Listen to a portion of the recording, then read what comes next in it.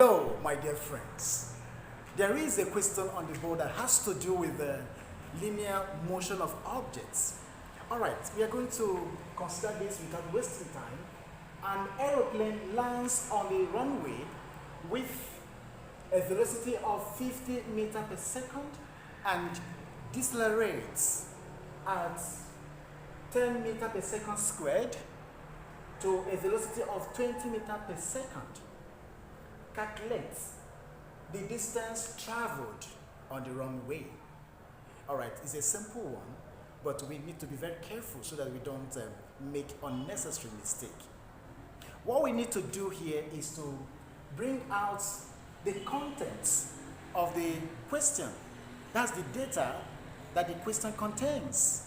Okay, we begin by, first of all, the data that the question contains. All right, we need to understand that we have initial velocity u, which is given as 50 meters per second. That's initial velocity. Okay, 50 meters per second, 50 meters per second. All right, we equally have a final velocity v given as 20 meters per second, 20 meters per second. Okay, then the next one is deceleration. Okay, deceleration is opposite of acceleration, right? So it's going to assume a negative sign. So we have deceleration is going to assume a negative sign, that is minus 10 meters per second squared. All right, but what we're looking for in the question is distance traveled on the runway. We need to evaluate, we need to find the distance traveled by the aeroplane on the runway. That's what we are expected to find. All right, so distance is represented by the letter x. We represent distance by the letter x. So distance is unknown at this point. It's unknown, we are going to look for it. Then we take it from there. Now we have been able to identify the data or the information that the question has. The next thing we're going to ask ourselves is which of the equations of motion is most appropriate for solving this? Okay? We have about 4 or 5 equations of motion. So we choose one of them, which is given as v squared is equal to u squared, right? Plus 2ax. The question is, once again, why do we have to choose this out of the 4 or 5 equations of motion? Simply because the question does not contain time. There is no time given in the question. And you can see the content has no time. So this is one of the equations that does not have time given, right? So we're going to make use of this. Then that will help us to find this. Okay? So we go right away without wasting time. We begin to substitute the values we already have. Okay?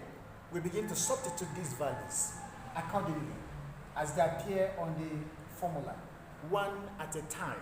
So we go for final velocity is given as 20 meters per second. Here we square it. Initial velocity is given as 50 meters per second. 50 meters per second, we square it there. All right? We square it. Then we move on again. 2 is constant. We have deceleration is a negative acceleration, okay? Opposite of acceleration, I mean. Then we have minus 10, okay? And then x. X is the one we are looking for. That's the distance we are looking for, x. All right, by the time we evaluate this, 20 squared will give 400. 50 squared will give 2,500. And we come here. We need to be very careful here, okay? Plus 2 times minus 10 will give minus 20x, okay? Because this minus will nullify this. We change this plus to minus sign. That is it, okay? We have done something here. So what we need to do now is to find a way and make 20x. Rather, x, that's this distance, okay? The subject of the equation. So we'll move on. So we have 400, okay? This comes here, 2,500 is equal to minus 20x.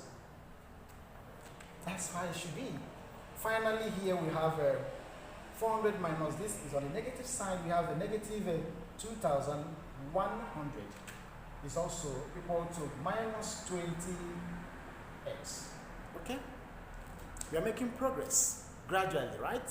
So this minus will take care of this, and we are left at this point with 2,100 is equal to 20x. All right, but this is not the final answer, right? This is not the final answer. We need to do some rearrangement here.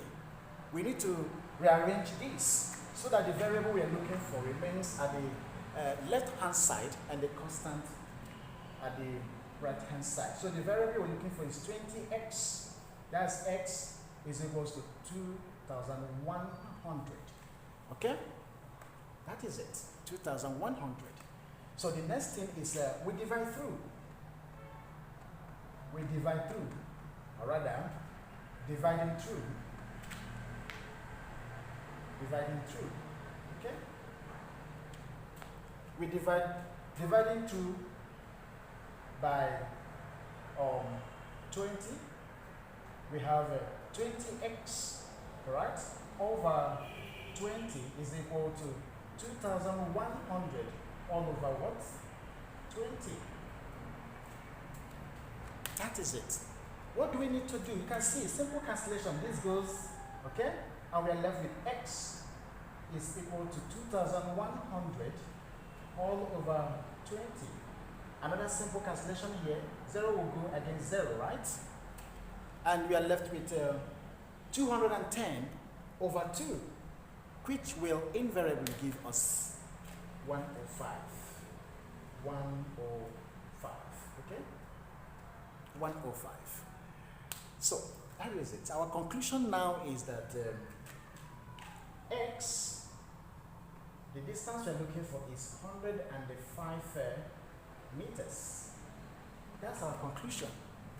That the distance we're looking for is 105 meters. So, the distance the aeroplane traveled on the runway, okay, after landing is 105 meters. What a long distance, okay, before coming to a stop. So that is what we're expected to find, and we have found it. All right, my dear friends, I want to thank you for your time and urge you to subscribe to our YouTube channel at Levi Kingsley. Follow us on Instagram, Twitter, Pinterest, Likey,